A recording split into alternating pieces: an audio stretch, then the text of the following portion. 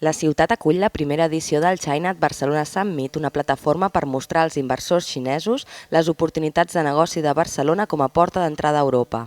Participen en aquesta cimera una trentena d'empreses i 4 agències d'inversió xineses per conèixer de primera mà el que els ofereix la ciutat i interactuar amb d'altres empresaris i representants institucionals.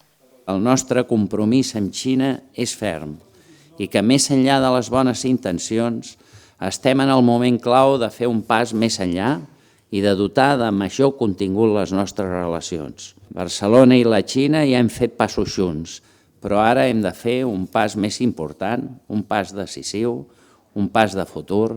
Estic convençut que el farem. Aquest és un país que té aquesta vocació, aquesta mirada de cap enfora, aquesta mirada internacional.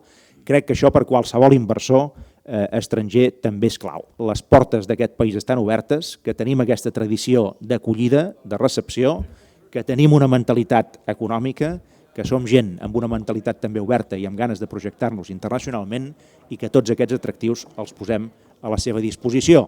L'any passat, la Xina va invertir més de 355 milions d'euros en projectes empresarials a Catalunya.